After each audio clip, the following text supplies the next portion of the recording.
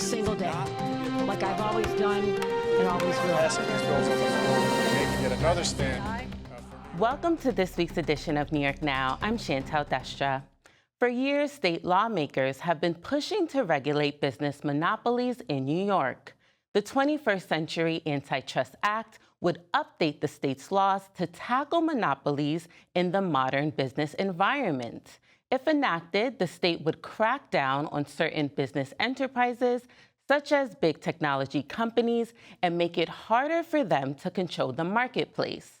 Supporters say that the legislation is long overdue and are hopeful that it will make it past the legislative finish line before June. The bill has also been introduced in the Assembly chamber by the majority leader, and in recent months, they've secured support from a major labor union group. But critics, including the Business Council of New York State, argue that if enacted, it would actually cost the state thousands of jobs and negatively impact the economy. In this next segment, we'll sit down with State Senate Deputy Majority Leader Mike Gianaris to unpack the push to regulate monopolies in the state. We'll also dive into what made for a very eventful state budget season this year. Here's that interview. Thank you so much for joining us here today, Leader. Thank you for having me. Now, you've been pushing for legislation known as the 21st Century Antitrust Act, which would essentially regulate monopolies in the state. Can you tell us about this legislation and why it is important for New Yorkers? Sure. In theory, monopolies are already regulated. The problem is we haven't updated our laws in 100 years. And so these laws were written when, the robber barons and the steel industry were the ones who were dominating the economy, but now we have a completely different landscape. It's more the big tech companies that are in these dominant positions, and the problem is the laws as they exist don't really contemplate or think about how to tackle the problems associated with monopolies in the current environment, the digital environment. And so we're endeavoring to strengthen these laws, give them more teeth, change the standard by which they operate, and also allow unilateral conduct to be covered. So under the current laws, you need two entities to come together and conspire to control the market by price fixing or whatever tools they might use.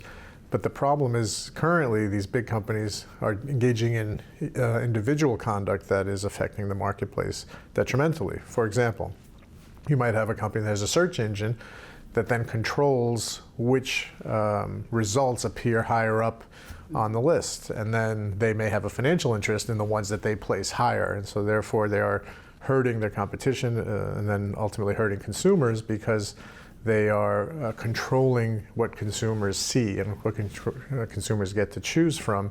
They can do that unilaterally now. They can do that by themselves, and that behavior is not covered under the current law. So that's just one example of the things we're trying to get at.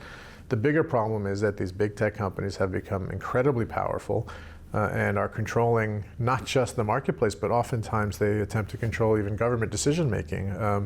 And so it's become a very dangerous economic environment for that reason, and we want to strengthen the laws here in New York to deal with that. Now, of course, this isn't a new measure. It's been introduced in the legislature for the past few years, but with just a few weeks left in the legislative session this year, why are you hopeful that it'll make it past the finish line? Well, we have passed it in the Senate before, and we are working hard to get our colleagues in the Assembly to join us. This year, the majority leader in the Assembly, Crystal Peoples-Stokes, has introduced it, so that has given us a very powerful supporter and sponsor in the Assembly side. The Teamsters nationally have decided that this is something that is a priority for them, and they are leaning in to try and help get it done in the Assembly. So I'm hopeful more than in previous years that we're at a point where we could pass both houses and get to the governor's desk. And the Business Council has asserted that this legislation, if enacted, would negatively impact the economy and jobs in the state. Can you tell us your perspective on these concerns by the council? I say, what a surprise that the entity that represents the big companies that are dominating the markets is against something that would regulate the big companies that are dominating the markets. They are running a 7-figure ad campaign. The Business Council does not have that type of budget. I've known them a long time. So that means to me that these companies that would be directly affected by this level of regulation are investing in stopping this from happening. It means they're scared it's going to happen. I'm glad they're scared it's going to happen because they are actually engaging in behavior that is detrimental to the economy. And they don't want to be stopped. And so what we are doing is helping small businesses, helping medium-sized businesses who are currently being squashed and pushed out of these markets by the big boys to get a foothold and have some regulation that helps them. And did the budget this year carve out any regulations for monopolies in the state this year? Well, no, that's why we have the bill. And so it's not a budget issue in the sense that we're spending state dollars to do this. This is about empowering the Attorney General to have greater enforcement authority against what these companies are doing. And on the budget, what are your biggest takeaways on the budget this year and on the process? It was not terrific. The governor increasingly has been deciding that the way to achieve our policy goals is to use the budget process. That is not what was intended to be. The budget should be about the state spending its dollars in ways that help the people of the state and investing our resources intelligently. And the reason it was the latest it's been in over a decade is because we spent an inordinate amount of time discussing and negotiating on policies that had absolutely nothing to do with the budget. It's because the governor has greater power during the budget process and under our Constitution, and she's attempting to use that to ram through her policy objectives when that's something that should be handled outside the context of the budget. And what are the steps to make the process even better? Well, we have a dilemma here. I mean, it's really about getting using the relationship we have with the governor to keep those discussions separated from the budget. Unfortunately, court decisions over the years have made it clear that governors are allowed to do what she has done, but it is dragging out the budget later than it needs to be, and it is inserting non-budgetary conversations into the budget process. It's not appropriate, but we're trying to grapple with the fact that this is what we're faced with in the meantime. We could have the same level of conversation on all these issues either before the budget process or after it, but unfortunately she has decided to make it be part of the budget conversation when it doesn't need to be. And Republican lawmakers and good government groups across the state have called for leaders to not use messages of necessity on budget bills when they are being voted on. They say that the public, the press, and lawmakers deserve to be able to look through the budget bills before they are actually voted on. So I wanted to get your perspective on these concerns, and do you think that the state Senate will ever take up the position of not using messages of necessity on budget bills? Messages of necessity are a tool provided for under our laws and Constitution. They exist for a reason. I would argue when the budget is in fact late and we're anxious to have it be less late, that waiting longer is not beneficial in those circumstances. The Republicans, when they had control of the Senate for the better part of 100 years, used them with regularity, honestly to a much greater degree than we have been using them since we obtained the majority 6 years ago. And so it's not ideal in terms of good governance, but it's really a byproduct of the fact that the budget was as late as it was. As we just discussed, I wish it wasn't, and if the policy that was non-budgetary was not part of the conversation, it wouldn't have been. But we face what's in front of us and have to deal with it, and I think the school districts and other interested parties throughout the state were anxious for the budget to be concluded. And year after year, there have been increased calls for transparency on the budget process. This year, those calls were even more pertinent with the looming cuts coming down from Washington serving as a backdrop on budget negotiations. So I wanted to get your perspective. How transparent do you think the budget process is, and what are the steps that leaders can take to make it even more transparent? It's not terribly transparent, but we have three parties and we all have to dance together. If we want to make it more transparent, which I certainly would be in favor of, we all need to agree to do that. We can't do it unilaterally. We, as a Senate, have done what we could to make the process more open and fair. In fact, our Republican colleagues, the day we passed the budget, were complimentary of our approach in the Senate. We provided the minority with the information ahead of time, so they had ample amount of time to analyze it and comment on it. We had the bills out there as early as we could before we passed it, but we can't engage in an open process if the other parties that we negotiate with aren't also on board with that. Are you saying that the executive chamber would have to lead the efforts to make it even more transparent? We'd all have to be part of it. I mean, we'd have to empower the conference committees to be more public and engage in additional meetings and have that information be out there for public consumption. It's really a problem we have as it relates to the timing, because if everything is working on the schedule that it should be and the budget's on time, all of these things can happen more easily. But once we're late, there's a scramble to finish in time so that we don't create additional harm to the residents of the state beyond what is already happening by the lateness of the budget. And so all of these issues kind of work together. If we take the policy out of it, if we're dealing with the budget in an open and transparent way ahead of time, and if the budget is on time, that would be the ideal. And so we try and have all of that happen, or as much of it happen as possible. But once the budget's late, once the non-budget policy issues are inserted in there, it forces our hand on a lot of these other issues. And with just a few weeks left until the end of the legislative session, what would make for a successful end of session for your conference? We continue to try and tackle the issues that are important for the people of the state. We mentioned my antitrust bill. That's a big priority of mine as we're scrambling to the end here. We have a very compressed time frame. We've got a little less than a month to go now before we adjourn the session entirely. We normally would have almost 3 months of post-budget activity. So once again, the late budget is now impacting all the rest of our work. But we have a number of bills that are priorities from my colleagues. We'll be passing hundreds of bills just in the next 3 or 4 weeks that will tackle the affordability crisis that are affecting so many people, that make people safer in their communities. All of the things we know we have to do, we just have less time to do it. So we'll be working extra hard to get that done. And we were speaking with State Senate Deputy Majority Leader Mike Gianaris. For more on our interview with the State Senate Deputy Majority Leader, you can visit our website. That's at nynow.org. And as the leader told us, this year's state budget was delayed because of several controversial policy items.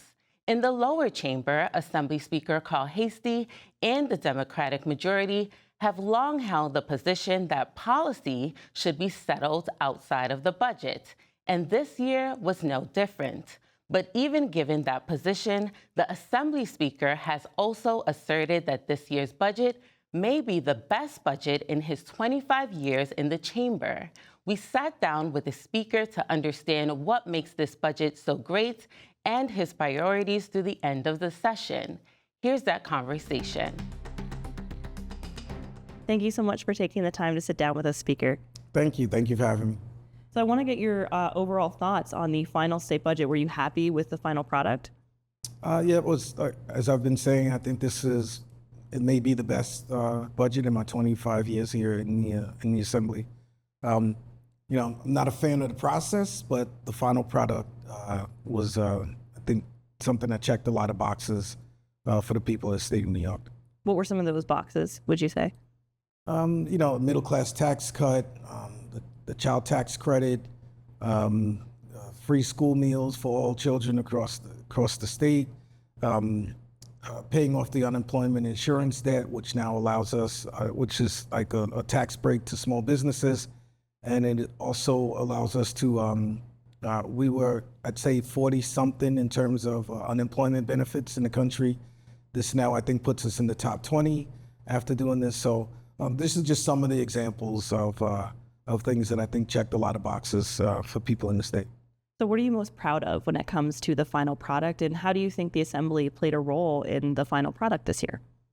I'm okay with everything. I'm fine with everything, but I think we played a key role in the unemployment insurance debt being paid off. Also, my role in negotiating with the 5 city DAs, including Mike McMahon, who's the president of the statewide District Attorneys Association. But I'd say we played a role in everything, even if it's something that the governor raised in their executive budget. The legislature, has the right to review, make recommendations, and make changes. And so I'd say, every part of the budget we played a role in. And as you said, the process can be very difficult every year. It's very extensive. It's been late the past few years, and this year it was about 38 days late, which is the latest state budget in about 15 years. How do you feel about how the process went this year?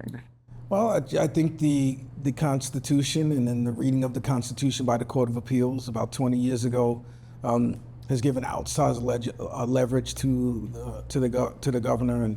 And let me be very clear: this is not about Kathy Hochul. This is something every governor has played since Pataki. That they feel they have the most leverage in the budget. That's why they attach their policy priorities to the budget. And they also believe the fact that legislators don't get paid during this is like a double leverage between the powers that the Court of Appeals has granted them through Silver versus Pataki and the fact that legislators don't get paid. Even though I can be very clear, not one legislator complained. It's like we're kind of used to it and kind of built in, but I just don't think the process is good for the people of the state of New York. The process is best when the co-equal branches of government are actually co-equal and not the scales being tipped. It's saying the governor here and the legislature is here. So it's a frustrating process, but again, the end product worked. And so if you could make changes to the budget process, is there, a way that you would want to do that? What could you see that could potentially change here that might make it better? I mean, any changes would have to probably be, I'd say, through the Constitution, or governors just decide not to instill policy in the budget that doesn't have a fiscal with it. But the actual changes would have to be done in a constitutional amendment, which is a very difficult undertaking. And you've said many times you don't like policy in the budget, and there was policy in this year's budget. How did you feel about that being in this year's budget, the final product of some of the policies that came out in the final product? Well, for us in the Assembly, we believe a budget should just be a fiscal document, but if there's an Article 7 or a policy that has a fiscal note attached to it, by all means, we should look to do it. But just because governors feel they have the most leverage does not mean that that's when policy should be brought up. Governors still have the right to introduce program bills. They have the right to veto bills. But like I said, every governor has used this leverage since going back to Pataki. How do you think it played a role in this year's budget? Is that what pushed it into overtime? That not necessarily, because even the things that the governor had raised in her budget were things that we said, I can't speak for the Senate, but there are things that I, as the speaker, and I knew as a conference, we were okay in handling and dealing with it in terms of the changes to discovery, as in no one wants, I'd say, cases to be dismissed on technicalities or inconsequential things. So we were very clear on that. We were also very clear that we wanted people who, really can't take care of themselves to get the proper attention and help and resources. But then also if people, if they, whether they're involuntarily committed or not, that there's resources so that people don't stay in this cycle. So these are things we all kind of agreed with, but governors like to use the leverage of I'm not doing a budget to kind of push things in their way, but I don't think it was necessarily necessary. And the final budget product reflected some issues of affordability that the governor really made a goal at the beginning of this process. But some lawmakers, both Democrats and Republicans, have said they didn't feel that this budget really tackled that issue. I'm wondering, how do you feel about how affordability fit into the final budget product this year? I think it was a lot of, if people were expecting one huge thing, there were a lot of very good things. The governor wanted to do a rebate check to, refund to people who actually we paid more in more sales tax because of the inflation factor on the cost of goods. There's the child tax credit. There's the middle class tax cut. The free school meals. So there are a lot of things that hopefully will put money back in the taxpayers' pockets. And foundation aid was also a big thing in the budget this year. How do you feel about how that ended up coming together in the final budget product? Is this going to achieve, the positive changes that some education advocates were hoping that it would? Well, I'd say at least we were using recent data. Before this year, we were using student data and formulas dating back about over 20 years ago. So it's an updated formula. I'm sure we're going to still look to incorporate other things that were suggested from the Rockefeller report, and we'll go from there. But I think it was a good start this year. So you feel good about how it could play out in terms of the schools? Well, it's more money. It's more money than inflation. So I think every year we try to give as much money to the schools so they can give our kids a first-class education. And taking a step away from budget for a second, the medical aid in dying bill that passed for the first time in many years, it's been stalled. And how do you think this, came to the floor? I think the advocates worked at the bill. They talked to members, and so did the bill sponsor, and they put in the hard work that people should put in. Oftentimes there's very limited support, and people still come and demand that the legislature passes bills. But I've always said this is a member-driven conference, and then when there was enough support, we moved the bill forward. But they worked at this for a few years. They just worked, and they got people to commit to saying they would vote for it. And some cases they actually changed some members' minds. So it was old-fashioned. What is it? The old elbow grease that the advocates put in to get the bill passed, and the bill sponsor. Similarly, Amy Paulin was also chair of the Health Committee. She put in a lot of work as well. And there's only a few weeks left of legislative session. So walk me through what are your top priorities for a few weeks? Well, we lost about a month into the legislative session dealing with the budget, so I've extended, at least on the Assembly side. We're going to do 3 more days of session to try to concentrate on passing members' priority bills. A lot of them are local, but I wouldn't say there's one huge policy item that's jumping out. So it's really just trying to get to passing the members' bills and trying to make up for time that we lost during the budget. So will larger bills like the Packaging Reduction Act make it to the floor? I know that was last minute. It didn't make it in last session. Well, we conferenced the bill. We're still trying to figure out where we're going to go with that. Okay. So there might be time, but you might run out of time. Well, again, it really is up to the members. What happens? We conference the bills. Members speak in favor of the bill. They may ask changes in the bill. They may say they're against the bill. And then oftentimes we reach out to members who have not spoken yet. So we're still spanning the entire conference to see where they are. And so you had mentioned that the session will be extended about 3 days. Are you thinking any longer than that? What are you hoping will come out of extending it 3 days? Hoping that those 3 days help us make up for, I'd say maybe the 15 or so session days that we missed. It's just an attempt to give the members a little more time and attention for their bills, because the staff was preoccupied.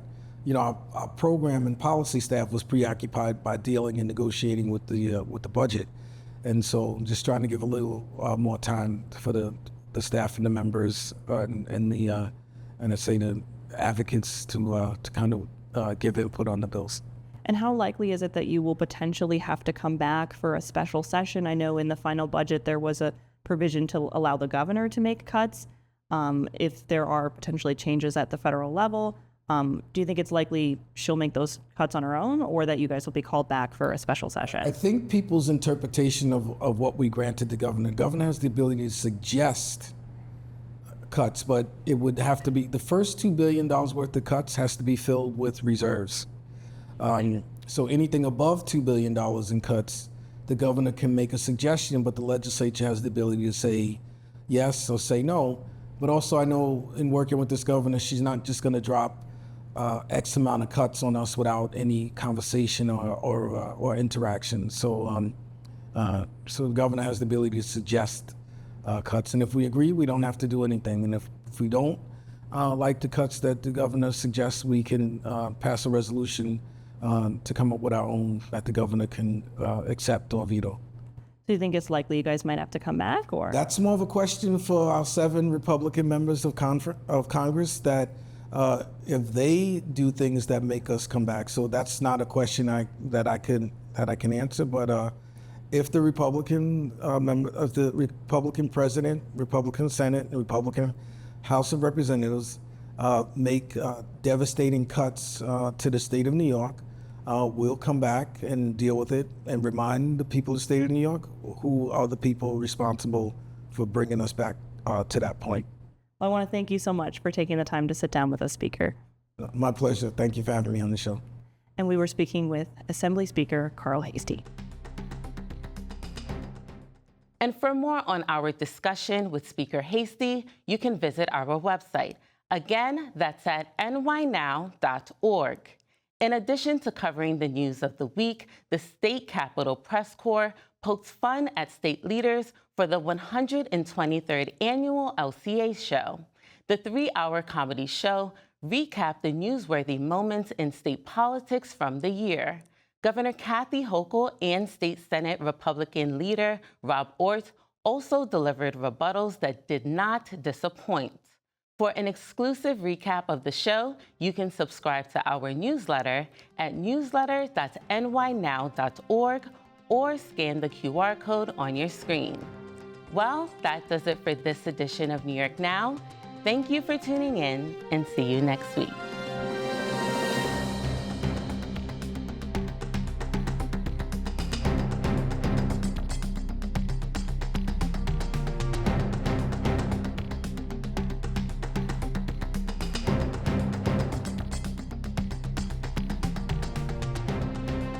Funding for New York Now is provided by WNET